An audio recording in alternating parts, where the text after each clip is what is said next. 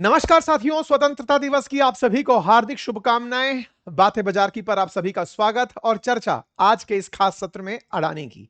अडानी हाल ही में अमेरिकी अदालत के द्वारा लगे हुए आरोपों से मुक्त किए गए हैं। चर्चा थी कि उन्होंने कहीं रिश्वत दी है, कहीं ना कहीं चर्चा थी कि उन्होंने शेयरों के साथ हेरफेर की है। अडानी पैसा बनाना जानते हैं, अमेरिका से मुक्त भी होकर के आ गए हैं। हाल ही में चर्चा उनके द्वारा फिर पैसे से पैसा बनाने की है। ऐसे में उनकी ही एक कंपनी किसी दूसरी कंपनी के शेयर परचेज करके एक कंपनी के भाव को अगर बढ़ा दे, तो क्या आने वाले समय में फिर हिंडनबर्ग जैसा मामला बनेगा? आज के सेशन में चर्चा होगी। अडानी भारत में तमाम प्रकार के कामों में लिप्त हैं, तमाम प्रकार से कंपनियां चला रहे हैं। काफी सारी कंपनियां इनके लिस्टेड हैं, काफी सारी कंपनियां आने वाले समय में लिस्ट हो जाएंगी। ऐसे में अडानी का तमाम जगहों पर जितना भी कंट्रीब्यूशन है, उसमें हाल ही में चर्चा है अडानी ग्रीन्स की और अडानी इंफ्रा की। अडानी ग्रीन्स के शेयर को अडानी इंफ्रा ने परचेज किया। सुर्खी बनकर आई कि इन्होंने अडानी इंफ्रा ने 1.03%, अपन सुविधा के लिए 1% बोल लेते हैं, 1% स्टेक अडानी ग्रीन्स के परचेज किए। पूछो कितने रुपए में? 2380 करोड़ रुपए में। आसान भाषा में 100 गुना कर लो इसका। 1% अगर वो वाली बात है ना, एक आलू इतने का है तो बताओ 100 आलू के कितने के मिलेंगे? तो जब 1% शेयर 2300 रुपए का है तो मल्टीप्लाई 100 कर दीजिए, तो 2300 गुना 100, मतलब सीधा सीधा 23 लाख करोड़ से ऊपर का मामला बन गया। ऐसे में बड़ा सवाल यह है कि ये जो काम किया जा रहा है, इस पूरी कारनामे में एक कंपनी दूसरी कंपनी के अगर शेयर परचेज कर रही है, तो उस कंडीशन में आप आने वाले समय में इस 23 लाख करोड़ की कंपनी अगर 2300 गुणा 100, तो सिंपल कैलकुलेशन एक बार के लिए अगर अपन यहां पर लगाकर देखें, 1% अगर मैं इसको 2300 और इसका 100 टाइम्स कर दूं, 3 2 5, 2 लाख, हाँ, तो 2 लाख करोड़ रुपए से ऊपर का मामला इनका बन करके आ गया। 2,30,000 करोड़ की कंपनी बनकर आ गई 1% शेयर परचेज करने से। आपके दिमाग में कई तरह के प्रश्न बनेंगे, क्योंकि ये प्रश्न जब देखा तो आपके दिमाग में आना लाजमी था कि अगर कंपनी के आप ही ने शेयर परचेज कर लिए, इसको ऐसे समझ लेते हैं, मान लो कि आपके पास कोई एक कंपनी है, एक दूसरी कंपनी भी आप ही के पास है, आपकी इस कंपनी के 1% शेयर आपने परचेज करके इसकी वैल्यूएशन को ऊपर चढ़ा दिया। आपने उतने में परचेज कर लिए तो स्वाभाविक सी बात है, बाकी बचे हुए 99% शेयर आपने रेट सेट कर दी कि सब मार्केट कैप तो इसका इतने का है, बाकी लोगों को खरीदना होगा तो इसी पे खरीदेंगे। और अगर ऐसी स्थिति बनती है तो सवाल फिर से वही हिंडनबर्ग का बनता है कि अडानी की कंपनियां ही अडानी में शेयर खरीद के उसके भाव चढ़ा रही थी। क्या आने वाले समय में यह सवाल बड़ा बनेगा? मैं किसके बारे में बात कर रहा हूं? अडानी इंफ्रा के बारे में बात कर रहा हूं। मामला क्या है उसकी तरफ बढ़ेंगे, लेकिन उससे पहले एक जरूरी जानकारी दे दें। मैंने कमेंट बॉक्स में लिंक लिंक लगाया हुआ है।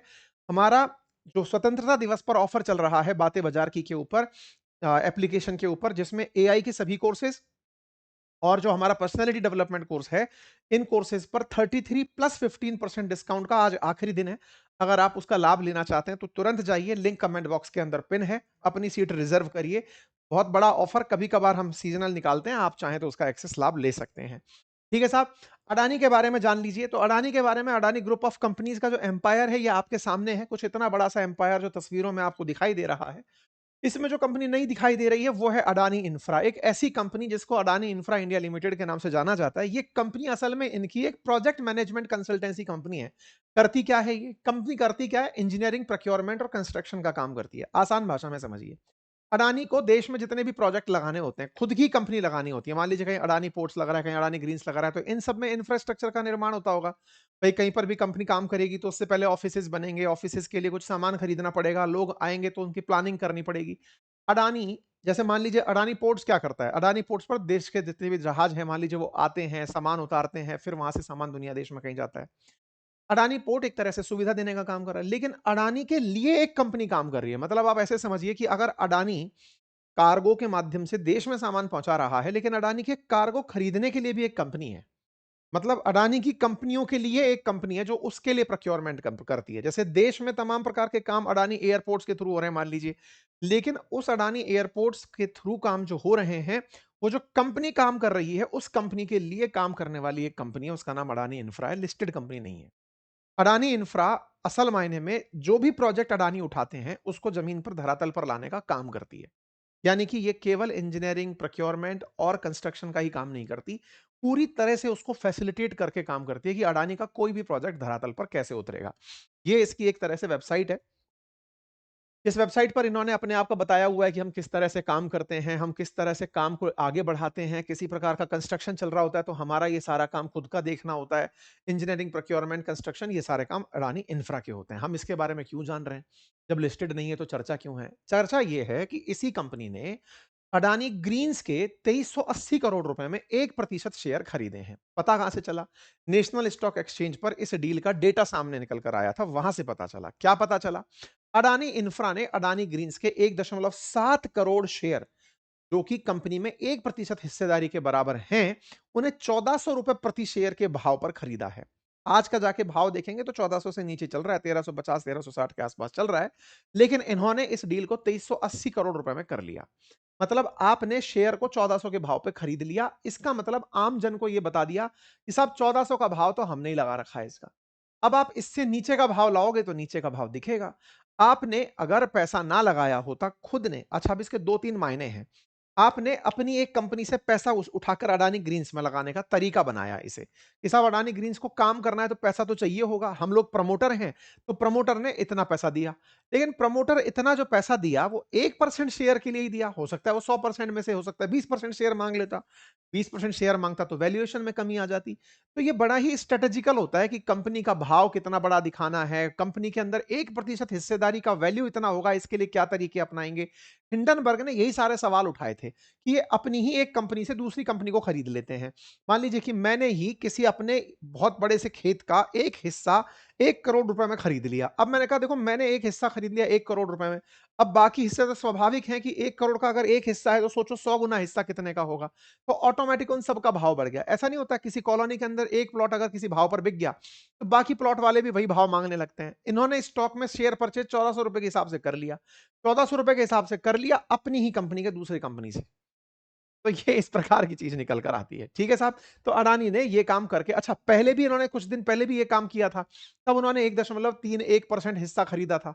कर क्यों रहे हैं? अडानी ग्रीन्स में पैसा लगाने के लिए कर रहे हैं। अडानी ग्रीन्स में पैसा क्यों लगाना? क्योंकि अडानी ग्रीन्स इस समय बहुत तेजी से आगे बढ़ रही है। क्यों बढ़ रही है? क्योंकि भारत सरकार का एक विजन चल रहा है 2030 तक 500 गीगावाट बिजली उत्पादन का। अब 500 गीगावाट बिजली उत्पादन का लक्ष्य अगर भारत सरकार लेकर चल रही है, तो अडानी ग्रीन्स उसके अंदर कंट्रीब्यूट करना चाहती है क्योंकि इतना बड़ा प्रोजेक्ट सामने खड़ा है।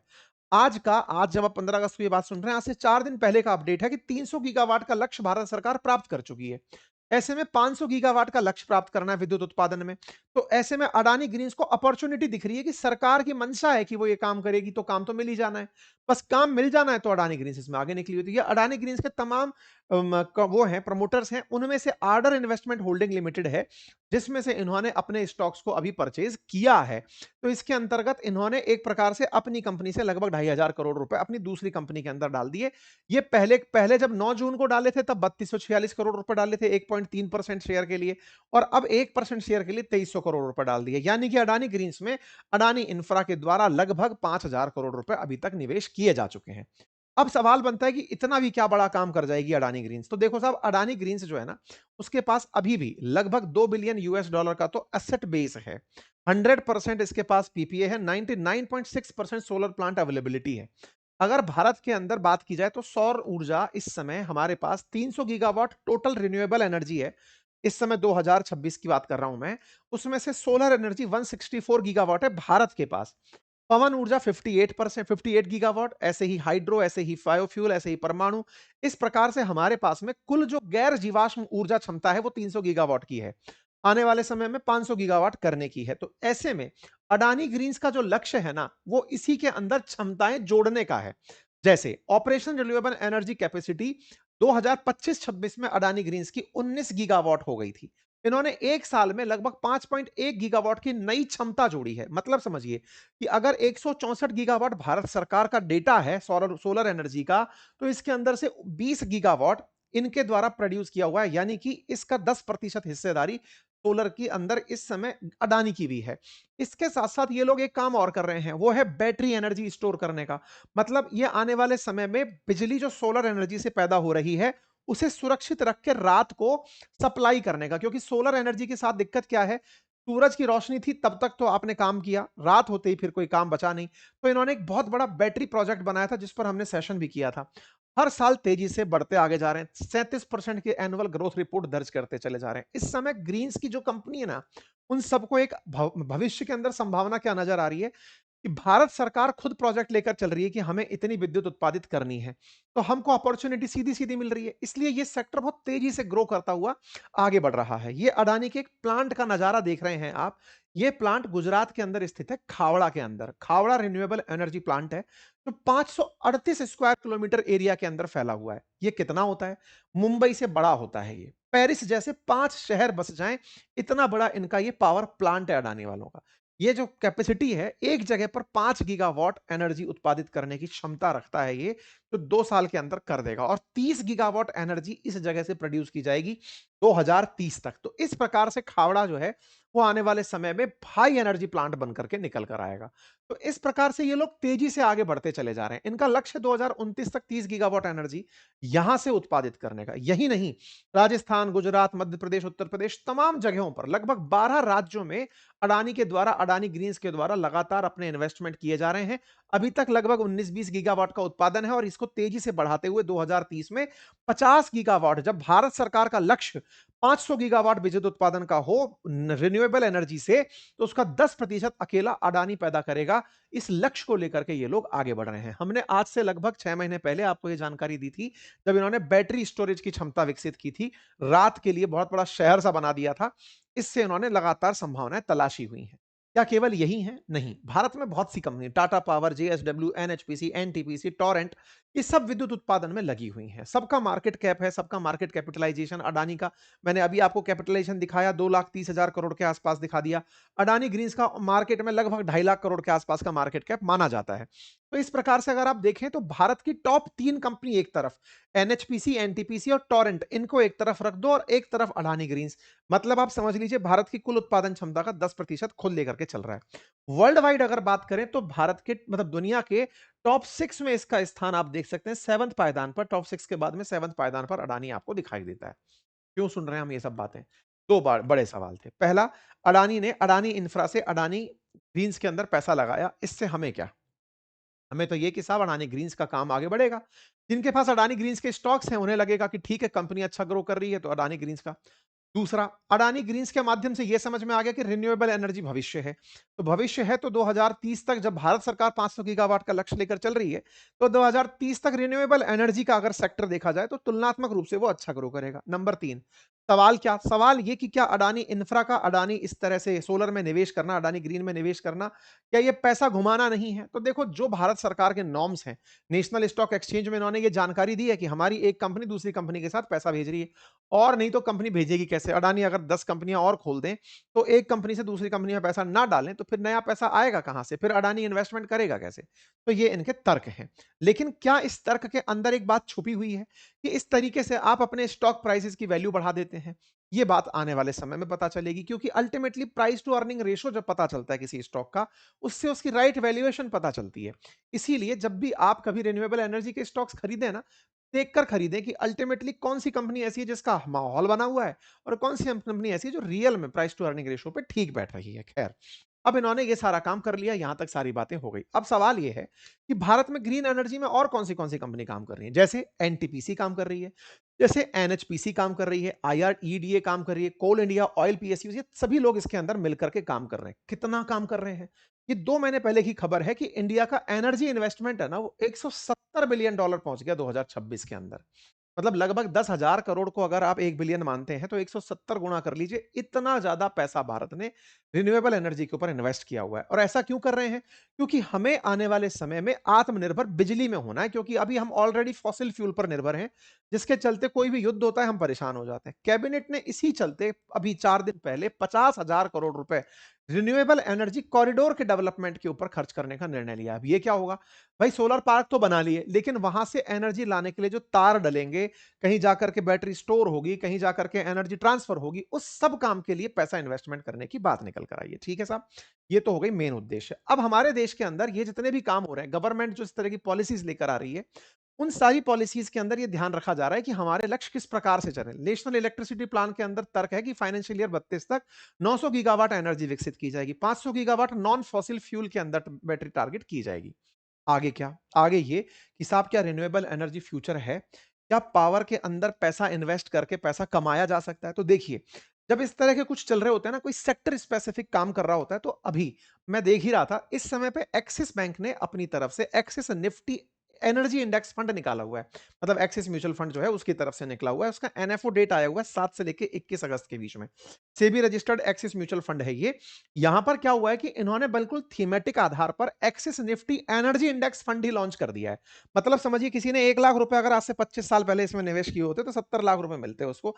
इस तरीके से ये इंडेक्स फंड जो एनर्जी सेक्टर में काम कर रहा है, पर्टिकुलरली एक थीम के ऊपर इन्होंने बड़ा सा वो बना दिया है। ठीक है, एनएफओ है। अगर आप में से अगर कोई व्यक्ति इसके अंदर रुचि लेता है तो इसको देख सकता है। ये क्यों बोल रहा हूं मैं? क्योंकि जब ये कंपनीज के वैल्यू बढ़ते चले जाते हैं ना, तो आप और हम जो खबर सुनकर साइड में बैठ जाते हैं, तब लगता है कि यार इस कंपनी का तो 2.5 लाख करोड़ का वैल्यूएशन पहुंच गया, मुझे क्या? तो मुझे क्या वाले जितने भी लोग होते हैं जो मार्केट को थीम के आधार पर बढ़ते देख रहे होते हैं कि भाई सेमीकंडक्टर का थीम बन रहा है क्या, या फिर पता चल रहा है फार्मा का थीम बन रहा है क्या, सॉफ्टवेयर का थीम बन रहा है क्या, न्यू रिन्यूएबल एनर्जी का थीम बन रहा है, तो म्यूचुअल फंड में जो निवेश करने वाले लोग हैं ना, वो थीम बेस पर अगर ग्रीन एनर्जी को देखते हैं तो उसमें एक्सिस बैंक का फिलहाल एनएफओ आया हुआ है। आप इसे देख सकते हैं। मैं इसको अभी जब नोटिस कर रहा था, तब इसके अंदर मैंने नोटिस किया कि इन लोगों ने किस तरह से एनर्जी को ध्यान में रख करके टॉप 10 कंस्टिट्यूएंट्स में उन कंपनीज को जिनके पीई रेशो बड़े बैलेंस्ड हैं, कोल इंडिया, रिलायंस ऑयल, एनटीपीसी, गेल पावर, सुजलॉन, इन कंपनीज के साथ अपना पूरा पूरा बास्केट बनाया है। और इस बास्केट का जो ग्रोथ है वो टॉप अगर आप देखें, तो आप देखें 1 साल के अंदर 10.1% निफ्टी एनर्जी टीआरआई जो है वो ग्रो करके यहाँ पे निकला हुआ दिखा है। 5 साल के अंदर 19.8% का ग्रोथ यहाँ पर दिखाई दे रहा है। ऐसे में अगर आप में से कोई भी एनर्जी सेक्टर के अंदर थीम के ऊपर इन्वेस्ट करना चाहता है तो इस एनएफओ के अंदर देख सकता है। ठीक है साहब?